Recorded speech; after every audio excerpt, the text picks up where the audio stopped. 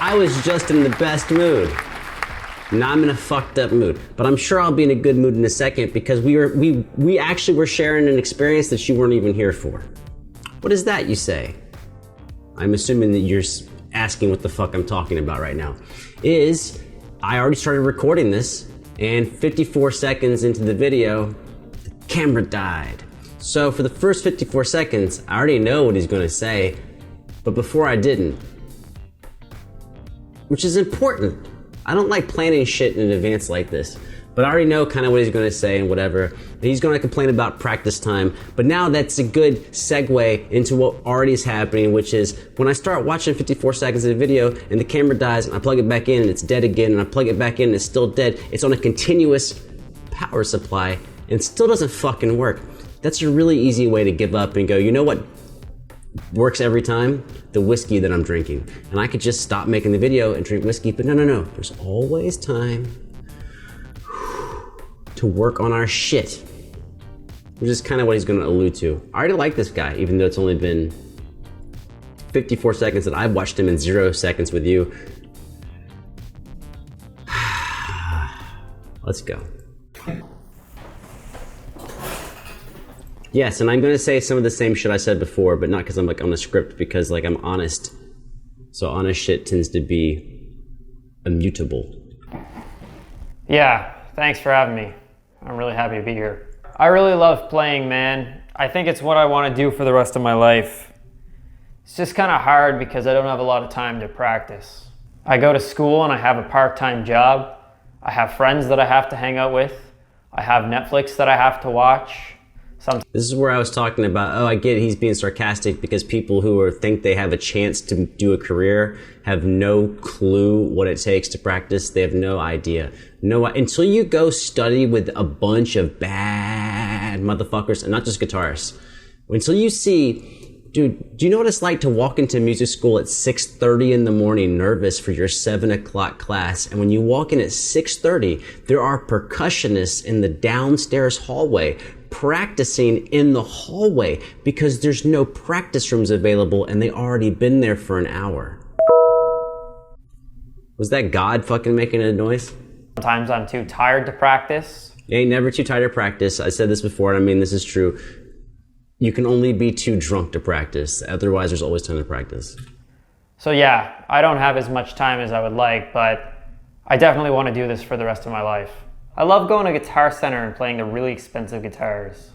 I think the employees know that I'm not going to buy them, but I'm pretty sure they're okay with it because I only play songs that people love, like Sweet Child of Mine and Stairway to Heaven. I'm not going to make fun of the song choice. What I'm going to make fun of is the time it takes you to drive to and from Guitar Center is probably at least 10 minutes wherever you live. That's 20 minutes of practice time you can add to your day right there. Let alone the time to set up and break down the guitars. And then when you go to play a guitar, you're going to play some shit you already know. So it's not even practice time. So like you're easily wasting an hour of solid, awesome practice time, assuming that you know how to fucking practice, which is its own art form. Just give me a sec. I need to adjust the tone of my amp. I'm really picky with Usually indicates that your tone sucks balls. how I like it. I don't know, man. Sometimes I would Hey, it's finally new. We're at the new part. We're actually sharing this together for the first time. rather just look at pictures of guitars instead of actually practicing, you know?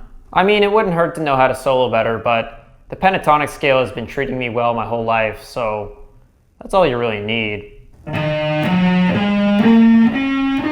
There's actually a funny part to this, which is this is true. This is how intermediate guitarists are, but if you know how to superimpose scales, you really can get away with pentatonics and blow people's minds, but you have to have a knowledge of theory where you're like superimposing a scale. What the fuck do I mean by that? Let's give you a really clear example. If you're playing a G7 funk, where like it's just a G7 chord, right? Well, just imagine what it sounds like. There's a guitar there. I could play a G7. But if you're playing a static G7 where it's, well, God damn it, okay. Like, you're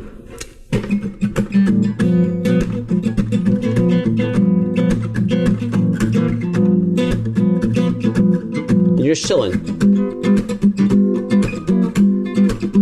And you're sitting on a G7. Well, definitely you could play a G minor blues scale that works on top of G7. You could play a G major blues scale as long as you emphasize the 7 instead of the 6 a little bit. But there's a lot of other options. For example, A minor pentatonic works on top of that. D minor pentatonic works on top of that.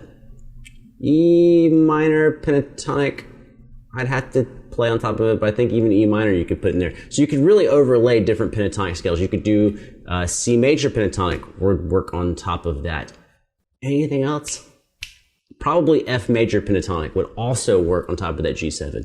So if you knew how to cycle through bunches of pentatonic scales, add some chromaticism, you kill some shit. Yeah, I don't use my pinky a whole lot. I really only use these 3 fingers, but they're all you really need. I've been playing for 20 years, but the reason I'm not better is because I'm completely self-taught. I also took 17 years off. What the fuck is a metronome? I remember.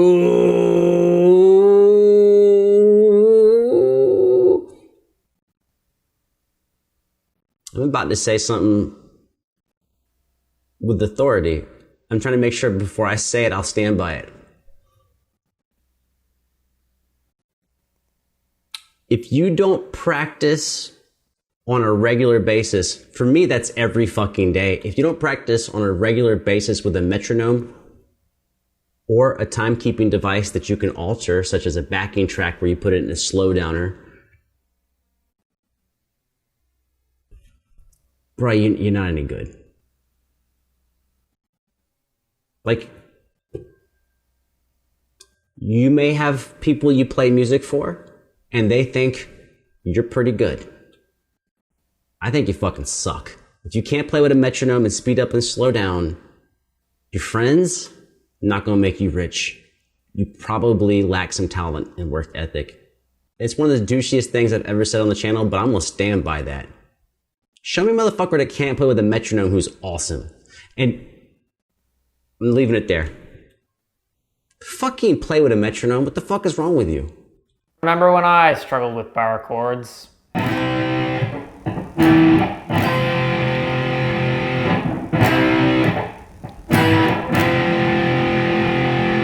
I can play a lot of chords, but I never really bothered to learn the names of them. I only play by ear. I think theory would just kind of limit my creativity, you know? No, being uncreative limits your fucking creativity. I think learning the alphabet and how to read words limits my ability to speak the English language.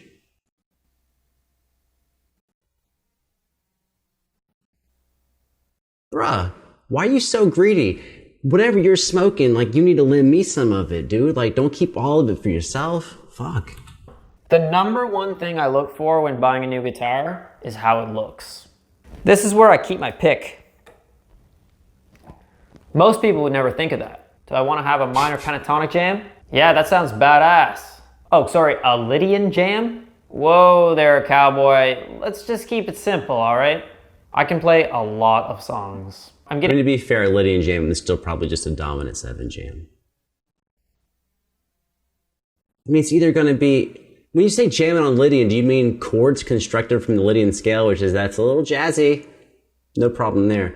But when you're talking about incorporating one note that is outside the scale, which in the key of, any major scale, the only note we're changing is the 4. So really, are we doing a major jam based on a dominant 7, in which case we'll be playing the shit like Lydian dominant, or are we just jamming on pure ass major, in which case you're doing a regular like leading tone 7 with the sharp 4. But to be fair, there's room for Lydian on every fucking song ever made if you just know where to start from. Getting paid tomorrow, probably gonna buy a new guitar. Lessons instead? Nah. I suck? Well, if I buy a new guitar, then I'll probably be more motivated to play it. There's a little truth in that, but that motivation is gonna wear off after about 3 to 4 weeks. But there's a little truth in that. Like, it is something that I went through where instead of just buying new guitars, because I couldn't afford to do that, I would buy a new guitar and then within the month I would sell my old guitar. And so I would have a new guitar every month and sell my old guitar every single month. And yes, that having something new in my hands, it did help. It doesn't help as much as just being disciplined, but it's, trick yourself if you have to. Yeah, no problem. Thanks for having me. Oh, that's the end. I think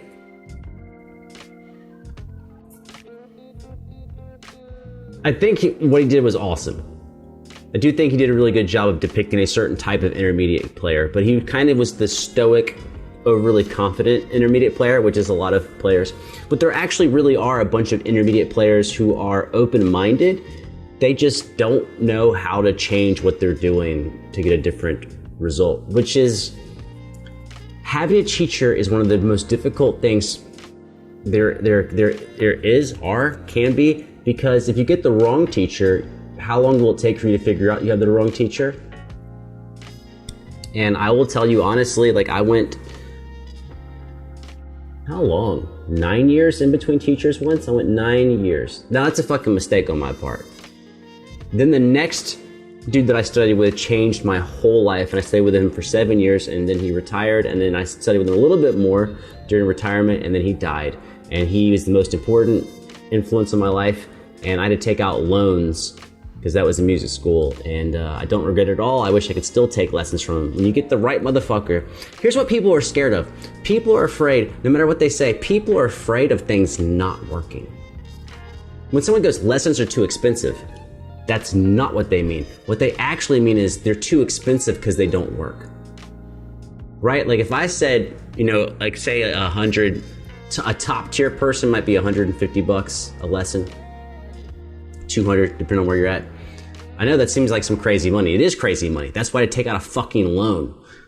But you multiply that out, 150 times 50 weeks, which is not even 50 because I only took lessons about 30 weeks a year when I was taking them on a regular basis. So that's about $4,500 a year. Now here's the question. If for $4,500 times 3 years, let's call that whatever that is, around $13,000, a price of a car made in the last, 7 years. If you could be the musician you wanted to be, guaranteed for 13 grand, we would all pay that shit. Because the amount of money you lose spending a decade not making money, not doing anything, not succeeding, you lose far more than that amount of money on income that you're not going to earn. It's just called opportunity cost. Look it up.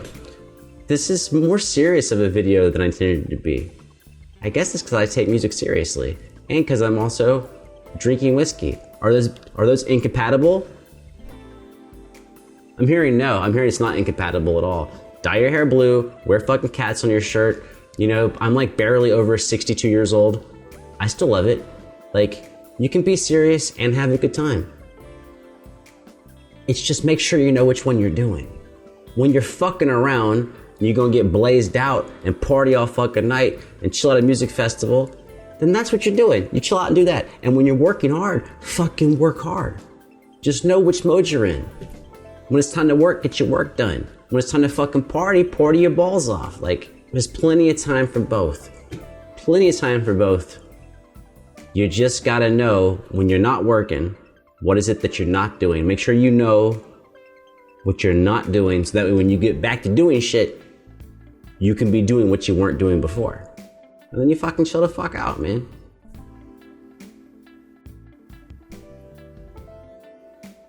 I wish there was an audience in front of me, either to be clapping dude, you spitting gospel, or an audience to be crickets. Crickets. Hey, but it's just me, you, and a camera. It's really just me and a camera. But I know that you're here. But you're not here now. You're here when you're watching. Right now it's just me and a camera. It's a disc golf. I guess musical takeaway out of all this shit, I would say probably the thing that would blow your mind the most out of anything I said is superimposing different pentatonic scales on a regular jam and learning how to do that. all of a sudden, because there's really room in any song for at least 5 different pentatonic scales. And if you want to get more creative, you can probably put in another 1 or 2. And that's at a base level of going advanced. You get 7 new scales, but you have to learn how to, navigate through them and why they work. Or you don't even need to know why they work. I mean, you should, because then you could actually do it yourself. But if you just had a buddy with you to whisper, hey, psst, psst, psst, hey, psst. We're playing this jam in D minor. Yeah. Try an A minor pentatonic. And you'd be like, okay, I'm just gonna do it because you said so. But you might want to know why. In case you're wondering why the 5 chord in the key of D minor is A minor. When you're chilling diatonically, which means in the key of, when you're chilling in D minor, your 5 chord is naturally an A minor chord. Now, when you come across the 5 chord in the blues or in some type of jazz, they're gonna play an A major chord because that creates a set of tensions that resolve back to D minor. But the naturally occurring 5 chord is A minor. So when you're chilling on a D minor, you want to play the naturally occurring 5 chord pentatonic scale, which is going to be A minor pentatonic. Don't believe me? Fucking try it, bro. Try it. Did I mention I fucking love y'all? I'm out of here.